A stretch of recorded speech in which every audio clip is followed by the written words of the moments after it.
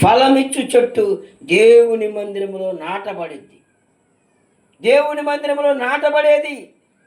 అందుకే చెట్టు మంచిదైతే మంచిదని ఎంచండి అన్నాడు. ఏంటంట? చెట్టు మంచిదైతే మంచిదని ఎంచండి, చెట్టు ఫలము చెడ్డదైతే చెడ్డదని ఎంచండి.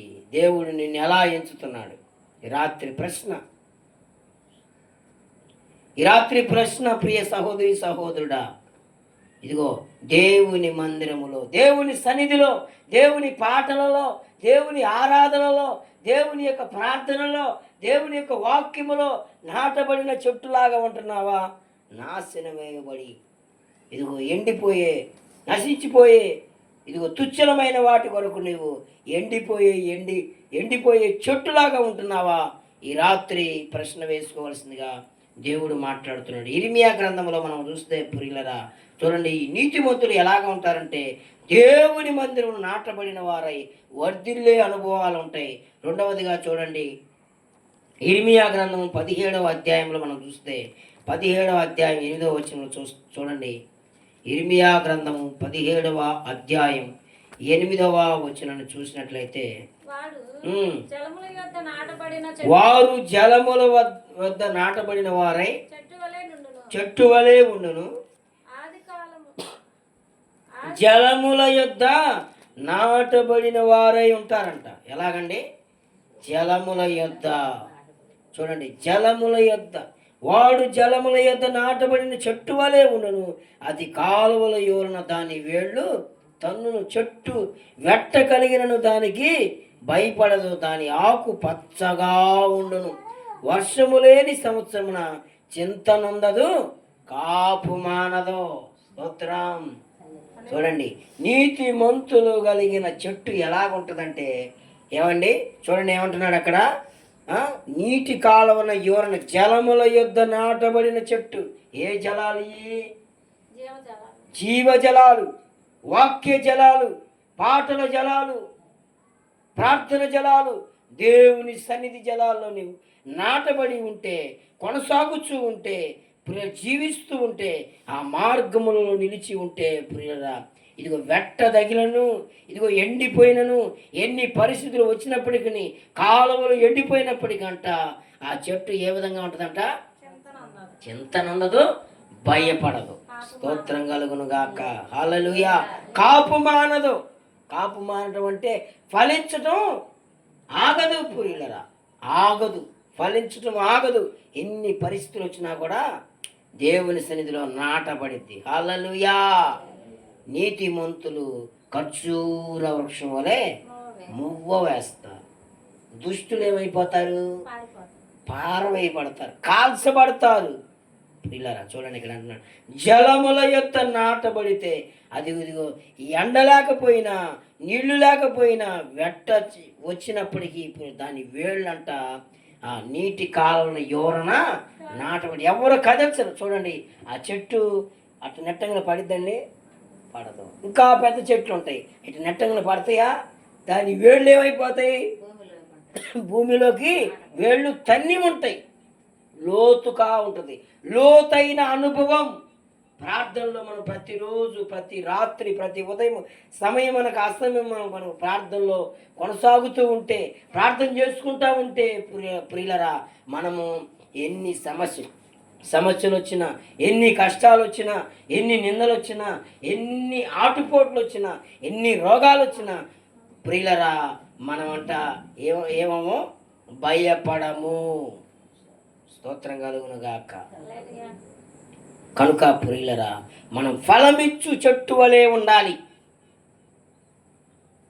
ఫలమిచ్చు చెట్టు వలె ఉండాలి. ఈ రాత్రి మనము దేవుని ఎరిగాము, దేవునిలో కొనసాగుతున్నాము, దేవునికి ప్రార్థన చేస్తున్నాము, ఏళ్ల తరబడి మందిరానికి వెళ్తున్నాము, ఏళ్ల తరబడి దేవునికి అవి కావాలి ఇవి కావాలని కోరుకుంటున్నాము, ఆశపడుతున్నాము, తప్పులేదు. కానీ నా ప్రియమైన సహోదరి సహోదరులారా, మన చెట్టు ఎలా ఉంది? చెట్టు అనగా ఆత్మీయ జీవితం. దేవునికి ఇచ్చిన జీవితం నువ్వు ఎలాగా కొనసాగుతున్నావు? దుష్ట ఆలోచన చొప్పున నడవక, పాపుల మార్గం నిలవక, అపహాసులు కూర్చున్న చోట కూర్చుండక, యెహోవా ధర్మశాస్త్రమునందు ధ్యానించుచు దాన్ని ప్రార్థించుచు కొనసాగేవాడు ధన్యుడు. మన నిత్య జీవనం ఎలా ఉంటుంది? ఈ రాత్రి మనం కృష్ణ వేసుకోవాలి.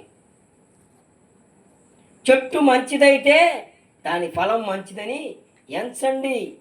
ఈ రాత్రి అంశం ప్రియులరా, ఫలించే చెట్టు. కీర్తన గ్రంథం 1వ అధ్యాయం 1వ వచనం మనం చదువుకుంటే, దుష్టుల ఆలోచన చొప్పున నడవక, పాపుల మార్గమును నిలవక, అపహాసులు కూర్చుండ చోట కూర్చుండక, యెహోవా ధర్మశాస్త్రమునందు ఆనందించుచు దాన్ని దీవారాత్రం ధ్యానించేవాడు ధన్యుడు. అతడు నీటి కాలంలో ఎవరు నాటబడినదై ఆకు వాడక తన కాలమందు ఫలమిచ్చు చెట్టు వలె ఉంటాడు. స్తోత్రం కలుగును గాక. హల్లెలూయా. నీతిమంతులు 2 సార్లు రాసి ఉంటే దుష్టులు 4 సార్లు రాసి ఉన్నారు. కీర్తన గ్రంథం 1వ అధ్యాయంలోనే మనం ఉన్నాం. నీతిమంతులు ఎన్నిసార్లు రాసిందండి? 2 సార్లే రాసి. అక్కడ బాగా గమనిస్తే ఆ 1వ అధ్యాయం 1వ వచనాన్ని మనం బాగా ధ్యానం చేయగలిగితే, పరిశీలన చేయగలిగితే, నీతిమంతులు అనే మాట 2 సార్లే రాసి ఉంటుంది. ఎన్నిసార్లు అండి? 2 సార్లే ఉంటుంది.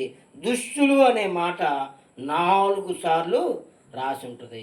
4 రకాల దుష్ట స్వభావం కలిగిన వారు 2 రకాల నీతిమంతులను ఏం చేయగలరంట? చెరిపివేయగలరు. అందుకే పరిశుద్ధాత్మ దేవుడు తెలియపరుస్తున్నాడు, నీవు నీతిగా జీవించాలి అన్నా నీవు నీటి కాలం యోరన నాడు. నీళ్లు పారే సమయంలో పారే దగ్గర మొక్కలు, పిచ్చి మొక్కలు ఉన్నా కూడా ఎలా ఉంటాయండి? పచ్చగా ఉంటాయి. స్తోత్రం. అవి పిచ్చి కాయలైనా ఏ కాయలైనా పిచ్చి మొక్కలని ఎలా ఉంటాయండి? పచ్చగా ఉంటాయి. ఎండిపోవు, వాడిపోవు, కృంగిపోవు, నశించిపోవు. ఫలమిచ్చు చెట్టు. చెట్టు అనగాని ఆత్మీయ జీవితం, చెట్టు అనగాని కుటుంబం జీవితం, చెట్టు అనగాని కుటుంబం. ఈ చెట్టు ఎలాగ ఉండాలి? ఈ రాత్రి దేవుడు తెలియపరుస్తున్నాడు. నీతిమంతులు ఎలాగ ఉంటారంటే ప్రియులరా, ఇదిగో నీటి కాలంలో ఎవరు నాటబడిన వారై ఆకు వాడక. ఇక్కడ 2వ అనుభవం చూస్తే మనం ప్రియులరా, ఆకు వాడక అంటే ఆకు వాడిపోతుంది, ఆకు ఎండిపోతుంది, చెట్టు ఎండిపోతుంది. ఎందుకు ఎండిపోతుందండి? నీళ్ళు లేక. సరైన ఆత్మీయ పరిస్థితి లేకపోతే ఎండిపోవటమే. సరైన ప్రార్థనా పరిస్థితి లేకపోతే ఎండిపోవటమే. ఎండిపోయిన పరిస్థితి ఎలాగ ఉంటుందంటే, ప్రాణములో నెమ్మది ఉండదు, సమాధానం ఉండదు, ఆనందం ఉండదు, సంతోషం ఉండదు. ఎల్లప్పుడూ కూడా కృంగిపోతూ, చింతిస్తూ, బాధిస్తూ, రోధిస్తూ, కృంగిపోతూ, భయములో, కలవరములో బాధపడుతూ కొనసాగుతూ ఉన్నావు. నీ చెట్టు ఎలాగ ఉందంటే ఫలమిచ్చు చెట్టులాగా లేదు. నీ జీవితము, నీ చెట్టు యొక్క, నీ ఆత్మీయ జీవితం, కుటుంబ జీవితం, వ్యక్తిగత జీవితం ఎలాగ కొనసాగుతుందంటే ఎండిపోయిన ఆ యొక్క స్థలంలో నువ్వు నాటబడి ఉన్నావు. హల్లెలూయా. అందుకే అంటున్నాడు, ఆత్మీయ జీవితం ప్రియమైన వాళ్ళరా, ఆకు వాడకుండా ఉండాలి, వాడిపోకుండా ఉండాలి, ఎన్ని పరిస్థితులు వచ్చినా జారిపోకుండా ఉండాలి. నీతిమంతులు అలాగ ఉండక అంటాడు. చూడండి అక్కడ 4వ వచనం అంటాడు, దుష్టులు అలాగ ఉండక గాలికి చెదరగొట్టు పొట్టు వలె ఉంటారు. దుష్టులు ఎలా ఉంటారండి? గాలికి చెదరగొట్టు వలె పొట్టు వలె ఉంటారు. ఇదిగో చూడండి, గాలికి చెదరగొట్టిపోయే పొట్టులాగా ఉంటారండి. న్యాయ విమర్శలో దుష్టులను, నీతిమంతుల సభలో పాపులు నిలవరు. న్యాయ విమర్శలో ఎవరుంటారండి? దుష్టులు ఉంటారు. నీతిమంతుల సభలో ఎవరుంటారు? పాపులు ఉండరు. నీతిమంతుల మార్గం యెహోవాకు తెలియను. చూడండి ప్రియులరా, విత్తనము విరిసిన తర్వాత, మొక్కగా అది నాటిన తర్వాత, మొలిచిన తర్వాత చెట్టుకి 2 రకాల విధానాలు ఉంటాయి. ముగిస్తున్నాను వినండి. చెట్టుకి 2 రకాల కాలములు ఉంటాయంట. ఏముంటాయి? 2 రకాల కాలాలు ఉంటాయి. ఒకటి ఎదిగే కాలం. చెట్టుకి ఏముంటుంది? రెండవది ఫలించే కాలం. మా అర్థమైనయా? చెట్టుకి ఏముంటుంది? ఒకటి, 2 ఎదిగే కాలం ఉన్నప్పుడు ఫలించదు, ఫలించే కాలం ఉన్నప్పుడు ఎదగదు. అర్థమవుతున్నాయేమో మాటలు. చెట్టుకి రెండు కాలాలు ఉన్నాయి. ఒకటి ఎదిగే కాలము, రెండవది ఫలించే కాలం. అంటే దేవుడు నీకు ఈ జీవితాన్ని ఇచ్చాడు, కుటుంబాన్ని ఇచ్చాడు, పరిస్థితులు ఇచ్చాడు, ఆరోగ్యమునిచ్చాడు, కృపాక్షేమమునిచ్చాడు. ఇంకా దేవుని సన్నిధిలోకి వస్తావని, ఇంకా మన మార్గంలోకి వస్తావని, ఇంకా దుష్టుల ఆలోచనల నుంచి విడిపించబడతావని, ఇంకా పాపుల మార్గంలో నువ్వు ఉండకుండా నా ఎదుకు వస్తావని సమయం ఇచ్చాడు. కానీ నువ్వేం చేస్తున్నావంటే దుష్టుల ఆలోచన చొప్పున నడుస్తూ ఉన్నావు, పాపుల మార్గం నడుస్తూ ఉన్నావు, అపహాసులు కూర్చుని చోట కూర్చుంటూ ఉన్నావు. సమయాన్ని అజ్ఞాన కాలంగా నువ్వు కొనసాగించుకుంటున్నావు. అప్పుడు నువ్వేమైపోతావంటే ప్రియులరా, ఎండిపోయిన పరిస్థితిలాగా ఎదిగే సమయం ఉంది. ఎదిగిన సమయంలో చెట్టు ఎదిగే కాలంలో ఫలాలు ఇవ్వదు. ఫలించే కాలంలో నువ్వేం చేయాలంటే ఎదగదు చెట్టు. అందుకే నా ప్రియమైన వాళ్ళరా, ఎదిగే అనుభవాల్లో నీవు ఉండాలి, ఫలించే అనుభవాల్లో కూడా నీవు ఉండాలని ఈ రాత్రి ప్రభువు మాట్లాడుతున్నాడు. ఎంతకాలం ఏళ్ల తరబడి మందిరాలకు వస్తారు నా ప్రియమైన సహోదరి సహోదరులరా, ఫలాలు ఉండవు. ఏముండవు? ఫలాలంటే ఏంటండి? సీతాఫలాలా? ఆత్మఫలాలు. ఆత్మఫలాలు అయితే కాదు. ఆత్మఫలాలతో పాటు ప్రియమైన వాళ్ళరా, ఏళ్ల తరబడి వస్తారు, ప్రార్థన రాదు. ఏళ్ల తరబడి వస్తారు, పాటలు రావు. ఏళ్ల తరబడి వస్తారు, పరిచర్య చేయటం రాదు. ఏళ్ల తరబడి వస్తారు, ప్రార్థన చేయటం రాదు. ఏళ్ల తరబడి వెళ్తారు, బాప్తీసం తీసుకోరు. ఒక్కొక్కరు చెప్తారు, నా ప్రియమైన వాళ్ళని పరిశుద్ధాత్మ దేవుడుతున్నాడు. పాస్టర్ గారండి, మేము చిన్నప్పటి నుంచి వెళ్తున్నామండి, 40 ఏళ్ళు అండి, నాకు చిన్నప్పటి నుంచి వెళ్తున్నామండి, 70 ఏళ్ళు అండి, చిన్నప్పటి నుంచి వెళ్తున్నామండి. ఇదిగో 5 సంవత్సరాలండి, 4 సంవత్సరాలండి, 6 నెలలండి, 2 నెలలండి, 10 రోజులండి. 10 రోజుల నుంచి వచ్చిన విశ్వాసి బాప్తీసం తీసుకుంటే 10 ఏళ్ల నుంచి వెళ్తున్న విశ్వాసి బాప్తీసం తీసుకోవట్లా. వీళ్ళు ఎలా ఉంటున్నారు, వాళ్ళ ఫలం ఎలా ఉంటుంది, వీళ్ళ ఫలం ఎలా ఉంటుందంటే, ఇదిగో ఎండిపోయిన దారిలో వాళ్ళు ఉన్నారు. నీటి కాలని ఎవరన్నా నాటబడి నీతిమంతుల మార్గంలో వీళ్ళు నిలిచారు. వీరు నీతిమంతులు ఎలా ఉండంటే అపహాసులు కూర్చున్న చోట కూర్చున్నట్లేదు. ఇదిగో పాపుల మార్గంలో నిలవటం లేదు. ఎల్లప్పుడూ దేవారాత్రములు ఆయన యొక్క ధర్మశాస్త్రాన్ని ధ్యానించుతూ ప్రార్థించుకుంటూ రక్షణ యొక్క విలువను, శక్తిని ప్రార్థనలో, వాక్యములో, విశ్వాసములో, అపోస్తుల బోధనలు, రొట్టె విచ్చుతైన సహవాసము, ప్రార్థన చేయడం ఎడతెగకుండే అనుభవాలలో ఉండిన వారు ఫలమిచ్చే చెట్టులలాగా ఉంటారు. దేవునికి స్తోత్రం కలుగును. ఎదిగే కాలము, ఫలించే కాలం. దేవునికి స్తోత్రం కలుగును. నా ప్రియమైన సహోదరి సహోదరులరా, దేవుడు ఏం కోరుకుంటున్నాడంటే ఫలాలు వచ్చే చెట్టులాగా నీవు ఉండాలని అంజూరం చెట్టును చూశాడు. ఏమంటున్నాడు? చూసినప్పుడు ఆకులు ఉన్నాయి, ఎదిగింది. ఎదగటానికి దేవుడు సమయం ఇచ్చాడు. ఎన్ని సంవత్సరాలు ఎదుగుతావు ఇంకా? నా సహోదరి, నా కుమారుడా, నీ హృదయమో నాకిమ్ము. యేసయ్య తెలుసు, యేసయ్య ఎవరో తెలుసు, యేసయ్య శక్తి తెలుసు, యేసయ్య ఎలాంటి వాడో తెలుసు. నా ప్రియమైన వారులరా, ఎలాగ ఉంటున్నామంటే ఫలాలు లేని చెట్టుల్లాగా కొనసాగుతున్నాం. ఉపయోగం ఏముంది? ఇంత భక్తి చేసి వెనకాల తెచ్చాడంటే వెనకడికి ఎవడో. అది సామెత, పెద్దలు చెబుతున్న సామెత. ఈ రాత్రి నా ప్రియమైన వారులరా, ఫలాలు ఏ విధంగా ఉంటున్నాయి? ఎందుకంటే ఈ రాత్రి చెబుతున్నాడు చూడండి, 5వ వచనంలో అంటాడు, కాబట్టి న్యాయ విమర్శలో దుష్టులను, నీతిమంతుల సభలో పాపులు నిలవరు. నీతిమంతుల మార్గం యెహోవాకు తెలియను, దుష్టుల మార్గం నాశనానికి నడుపును. స్తోత్రం కలుగును గాక. నీతిమంతుల మార్గం ఎవరు చేసిద్దండి? యెహోవాకు తెలియను. అందుకే 34వ అధ్యాయం చదవండి ఒకసారి, ముగించుకుందాం. 34వ అధ్యాయం వారికి నీతిమంతుడికి ఇచ్చే ఆశీర్వాదాన్ని చదువుకొని ముగించుకున్నాం. కీర్తనల గ్రంథం 34వ అధ్యాయం 19వ వచనం చూడండి. 34, 18, 19. విరిగిన హృదయం గల వారికి యెహోవా ఆసనుడు. 17వ వచనం, నీతిమంతులు మొరపెట్టగా యెహోవా ఆలకించును, వారి శ్రమలన్నిటిలో నుండి. చూడండి, స్తోత్రం కలుగును గాక. నీతిమంతులు మొరపెడితే దేవుడు ఆలకెత్తాడు. దుష్టులు మొరపెడితే ఆలకిస్తాడు.